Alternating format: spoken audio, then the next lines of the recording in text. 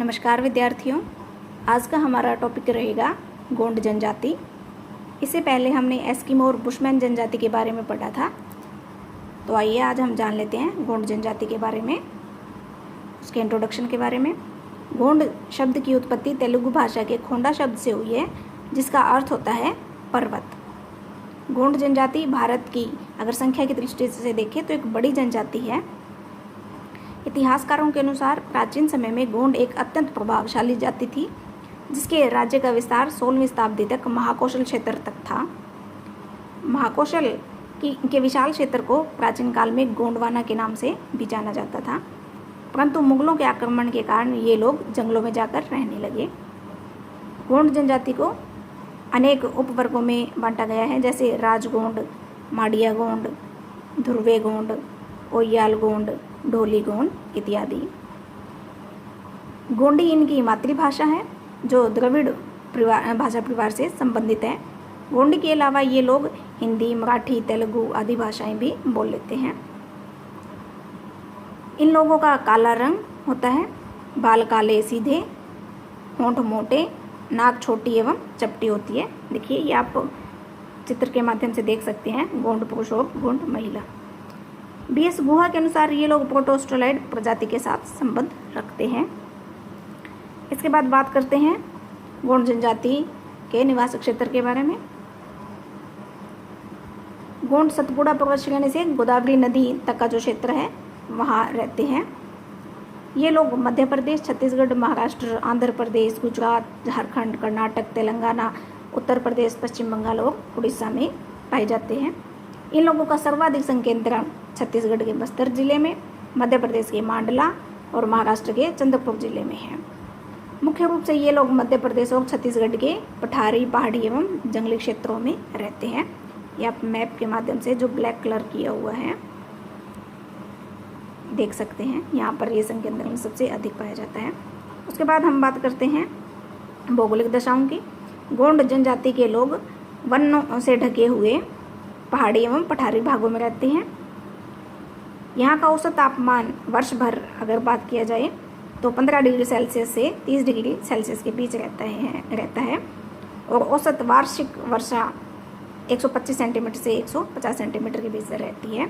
या मानसूनी वृक्ष जो पाए जाते हैं उनके अंदर मुख्य रूप से साल, सागौन, बांस, शीशम, प्लास, तेंदू आदि होते हैं।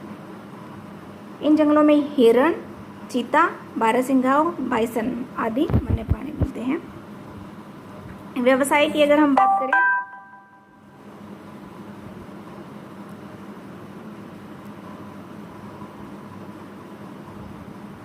भारत में शिकार पर प्रतिबंध लगाने के बाद इन लोगों ने शिकार करना बंद कर दिया है और अब इनका मुख्य व्यवसाय जो है वो कृषि हो चुका है। गोंड जनजाति लोग स्थायी एवं स्थानांतरण दोनों प्रकार की कृषि करते हैं। स्थानांतरण कृषि को यहाँ पर दीपा भी कहा जाता है। ये लोग मोटे अनाज की कृषि करते हैं, जैसे ज्वार, बाजरा, कुटकी, कोदो आदि। धरातल उबड़ खाबड़ होने के कारण ये लोग प्राचीन कृषि यंत्रों का ही प्रयोग करते हैं। आधुनिक कृषि तकनीक अभी तक ये इस्तेमाल नहीं करने लगे हैं। कृषि में अधिकांश कार्य जो होती है वो महिलाएं करती हैं। पुरुष लोग व्यापार और आखेट एवं कृषि भी करते हैं। ये लोग अब अपना कृषि उत्पाद बाजारों में जाकर बेचने लगे हैं। ये लोग पशुपालन भी करते हैं, जिसमें मुख्य रूप से गाय, सुअर एवं मुर्गी पालन होता है। गोंड की कुछ उपजातियां मछली पकड़ने का कार्य भी करती है और गोंड की कुछ उपजातियां कुटीर उद्योगों में भी लगी हुई है, जैसे साधारण कृषि यंत्र बनाना, टोकरियां बनाना, चटाई बनाना, खिलौने आदि बनाने का कार्य करते हैं। ये आप चित्र के माध्यम से देख सकते हैं। इसके बाद अगर इनके भोजन की बात की जाए तो ये लोग चावल एवं मोटे अनाज जैसे बाजरा, मक्का, ज्वार, कुटकी आदि भोजन के रूप में ग्रहण करते हैं। जंगलों से संग्रह किए गए कंदमूल, फलों तथा सब्जियों का भी प्रयोग करते हैं। ये लोग सर्वाहारी होते हैं। छिपकली, चींटियाँ, सांप, बिल्ली, गीदड़, मछली आदि भी खा लेते हैं। राजगोंड जनजाति भैंस, गाय और बंदर का मांस नहीं खाते। चावल, महुआ, खजूर से बनी हुई शराब का सेवन करते हैं। अफीम एवं तंबाकू जैसे नशीले पदार्थों का भी ये सेवन करते हैं। इसके बाद वस्त्र एवं आभूषण। ये लोग कम वस्त्र धारण करते हैं, अधिकांश सूती वस्त्रों का प्रयोग करते हैं। महिलाएं साड़ी पहनती हैं और मोती, चांदी, पीतल एवं लोहे के आभूषण भी पहन लेती हैं।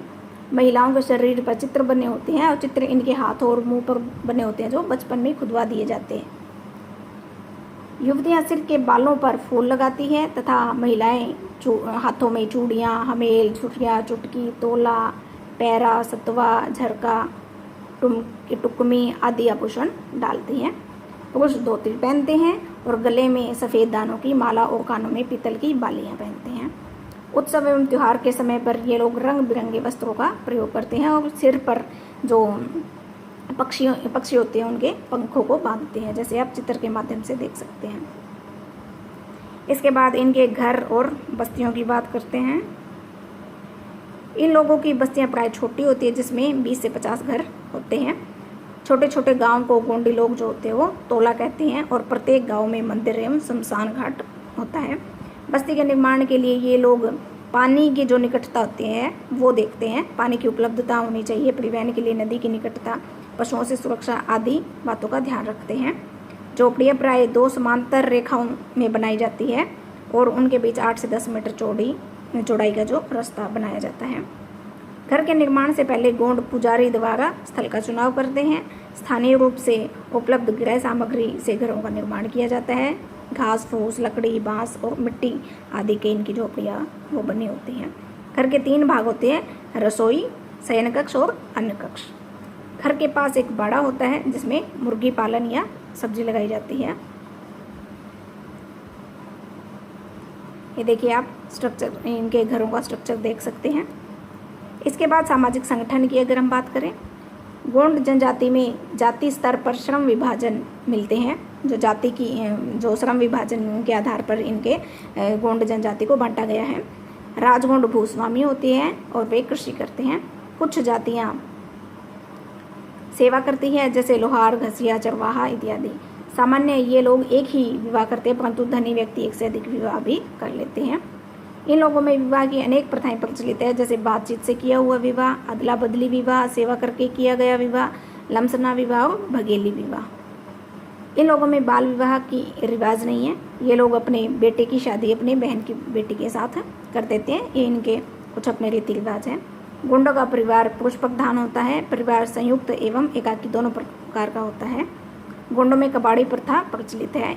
कबाड़ी प्रथा एक ऐसी प्रथा है जिसके अंदर अगर कोई व्यक्ति किसी जमींदार से कर्ज ले लेता है, किसी भी प्रकार के कार्य के लिए, वो किसी शादी विवाह के लिए भी हो सकता है, किसी भी प्रकार का अपने घर के अंदर उत्सव के लिए भी हो सकता है, तो कर्ज यदि वो उस जमींदार का वापस नहीं कर सकता या जब तक नहीं उतारता तो उसे उस जमींदार के यहाँ पर कार्य करना पड़ता है।